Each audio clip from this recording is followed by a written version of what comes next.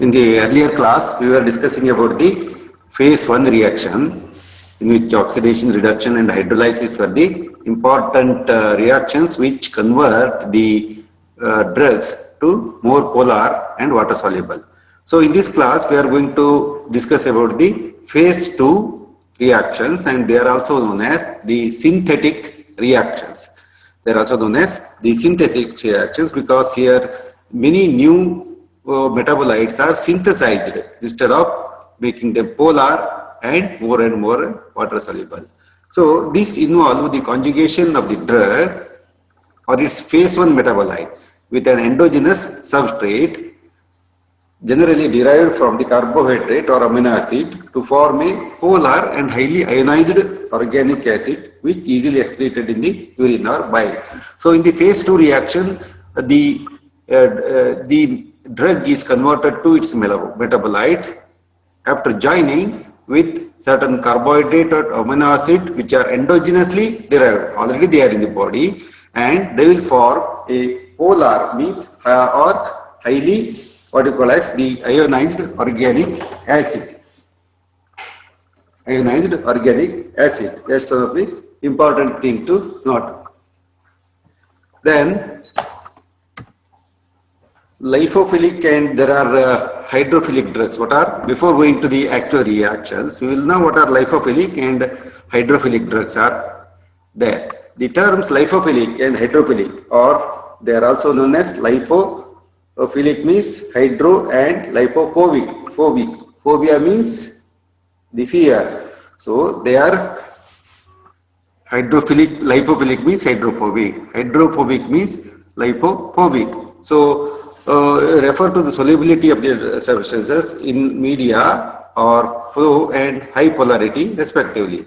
So this is one of the important thing to learn, whether the drug is following the phase 1 reaction or phase 2 reactions. So then blood plasma, interstitial fluids and cytosol are highly polar aqueous media, whereas lipids, at least in the interior of the lipid bilayer membrane, and fat constitute a apolar media. Means in the plasma, it's the interstitial cell and cytosols are highly polar. Polar means they attract water. Whereas the lipids, at least interior of the lipid bilayer of the membrane, they and fat constitute the apolar media.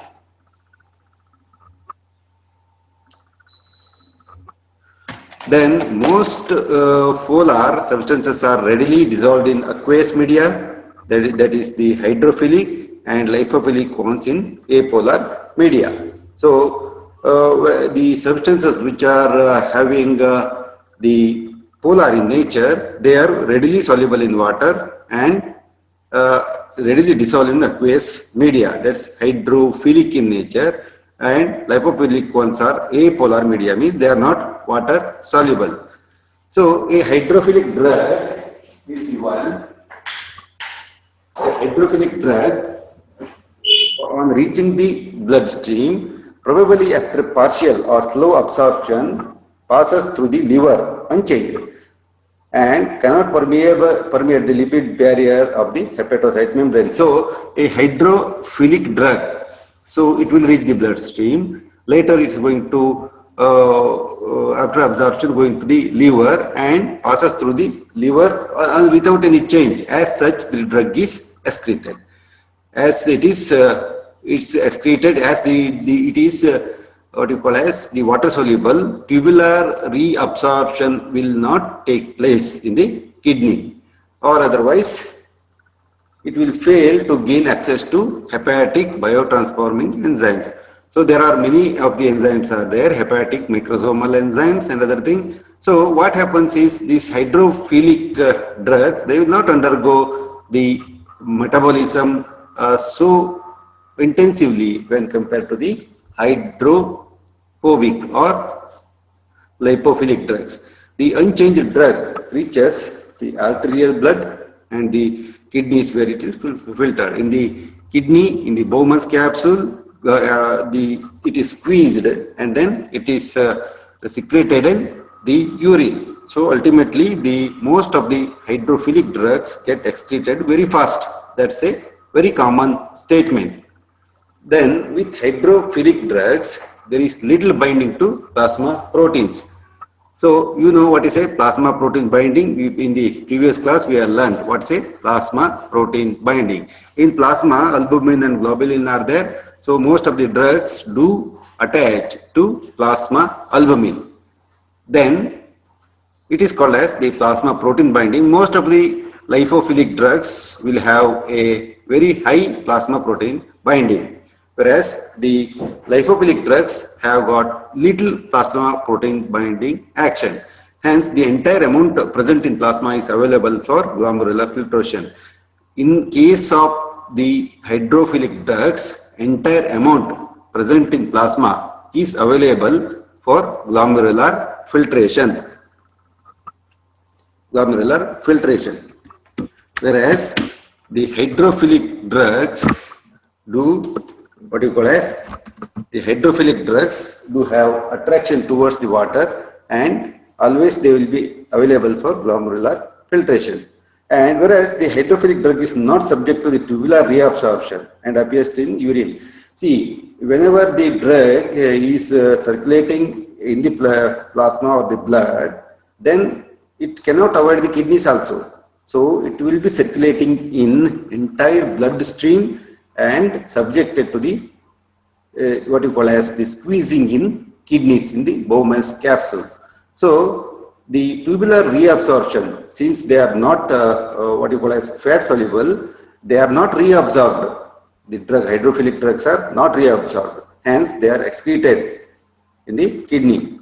Whereas the hydrophilic drugs undergo rapid elimination because of this thing. Since they are highly water soluble and polar in nature, they are not going to be reabsorbed into the kidney or the nephrons, and they get excreted from the body. So this is a diagram representing the hydrophilic drug and lipophilic drug. Whereas the hydrophilic drug undergoes the lot of metabolism. Hydrophilics, the drugs, of course, it is not going to, it is having a highly water soluble nature. So it goes, whenever it is absorbed from the stomach or the intestine, then it will go to the liver, then to the heart. In the entire body it's getting circulated. Then in the kidney, the hydrophilic drug get excreted. Whereas the lipophilic drug, since it is not having no metabolism, the lipophilic drug, it's what you call as it is not easily metabolized.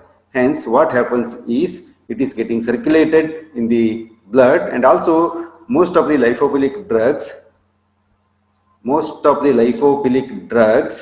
have got the what you call as the lesser metabolism and the phase 1 reaction, whereas they undergo varieties of the what you call as the biotransformation reaction. So here more and more lipophilicity means it is not soluble in the water, hence getting circulated throughout the body, and at the same time, since it is reabsorbed in the kidney, excretion is impossible to the greater extent. That's how you can understand. The hydrophilic drugs, they get excreted very easily, whereas lipophilic drugs, there is the less metabolism in the liver, and hence they cannot get the excretion, as most of them are highly what you call as lipophilic and not reabsorbed into the kidney nephrons. So coming to, if a lipophilic drug, because of its chemical nature, cannot be converted into a polar product. It cannot be converted to a polar product and retained in the body.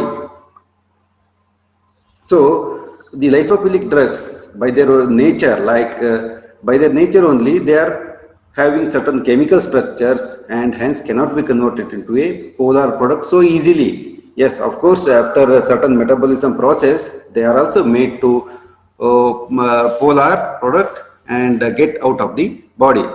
The portion filtered during glomerular passage will be completely reabsorbed That's why the half-life of the lipophilic drugs are more. The portion filtered during glomerular passage will be completely reabsorbed.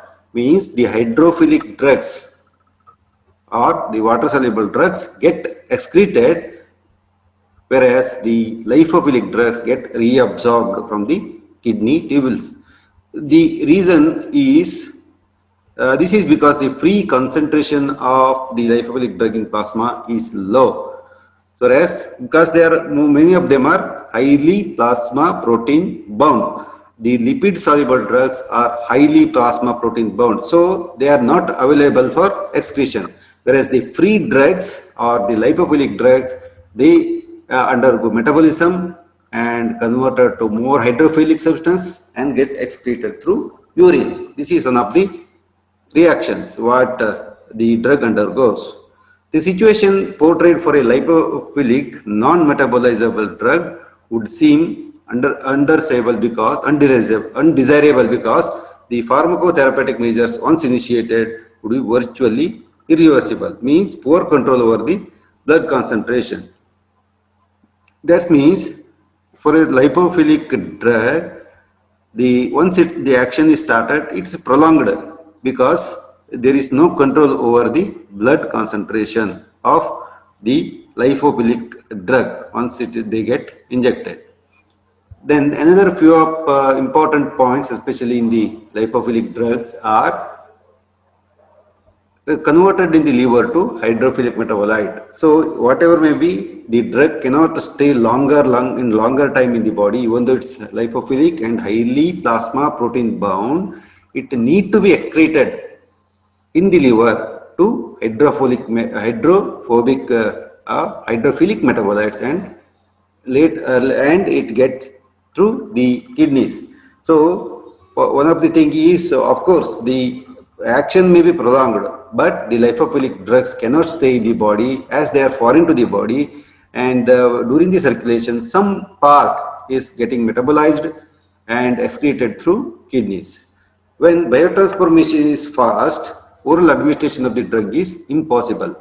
So biotransformation of a drug is very, very fast. Then what happens because of this first fast effect, means hepatobiliary circulation, most of the drugs, its first fast effect, they are entering the liver and get transformed to the metabolites. So at that time, if the biotransformation is more and rapid and fast, oral administration of the drug is impossible, because whereas it has to be given through the parenteral route, or parenteral or alternatively sublingual, intranasal or transdermal administration is then required in order to bypass the liver.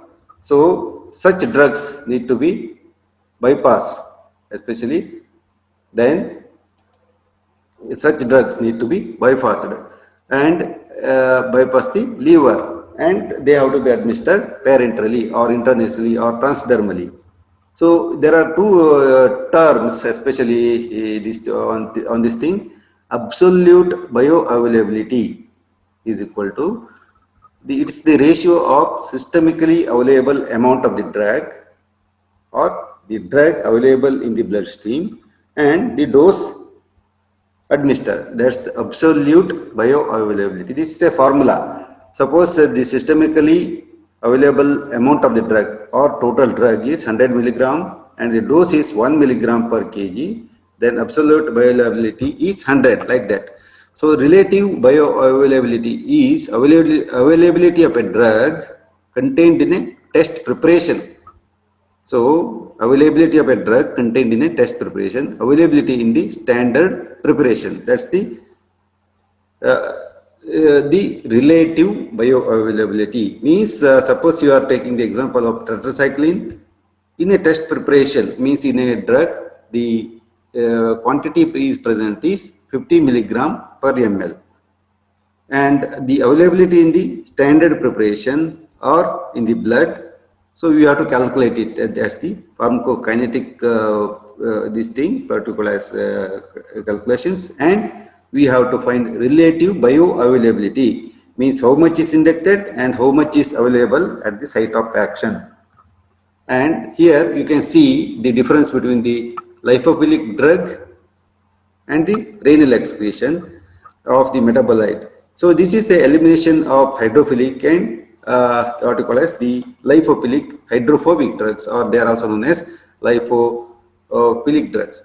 So here you can see that the lipophilic drugs, when they enter the body through any of the routes, maybe oral route or parenteral route, if they undergo oral route, then definitely they need to enter the liver, or else also they need to enter the liver, and there will be slow conversion in liver to hydrophilic metabolite.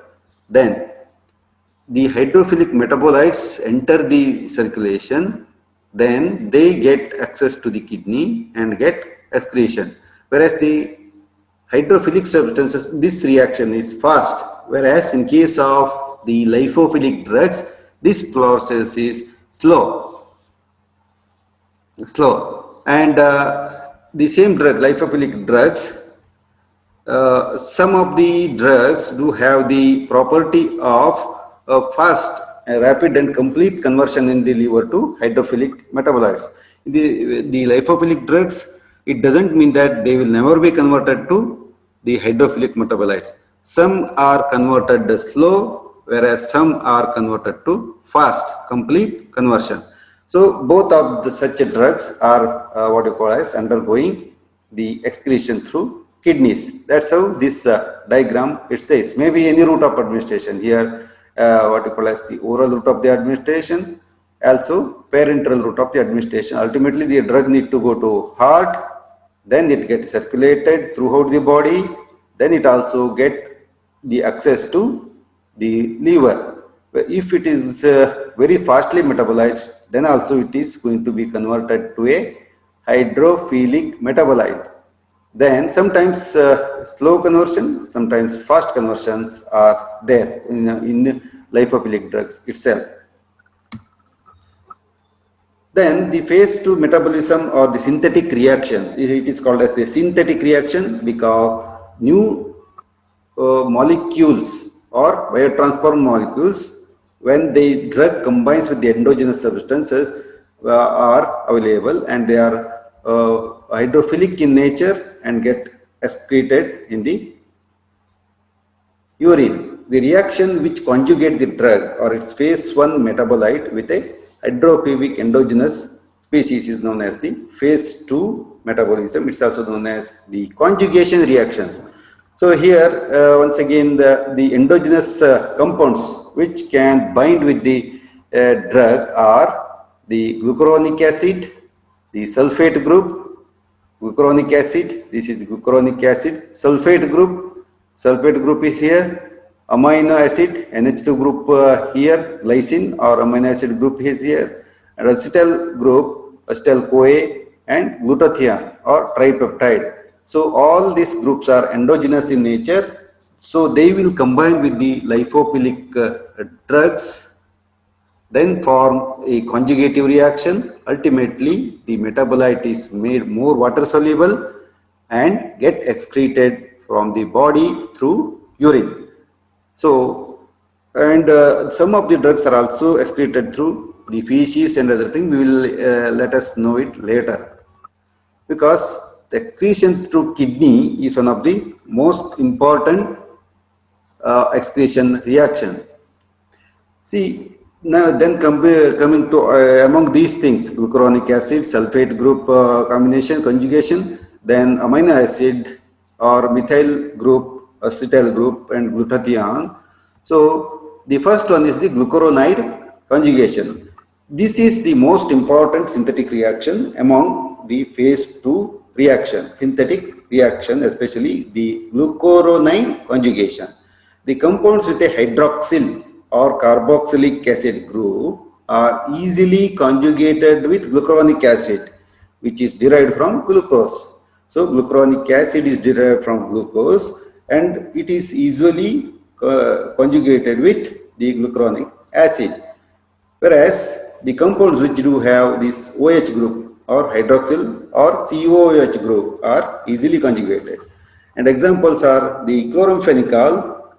Chloramphenicol sodium succinate is a what you call as the antibiotic, and aspirin, aspirin, phenacetin, morphine, and metronidazole. Aspirin, you know, acetyl salicylic acid, or the phenacetin, both of these are non-steroidal anti-inflammatory agent. Morphine, as you know, it's a morphine, it's acting on the morphine receptors. Metronidazole is a anaerobic anti bacterial drug. So metronidazole acts in presence in anaerobic nature, whereas the chloramphenicol is an antibiotic which acts on 50S ribosome of the bacteria. So what happens? All these drugs, chloramphenicol, aspirin, etc., have got the hydroxyl or carboxylic acid group,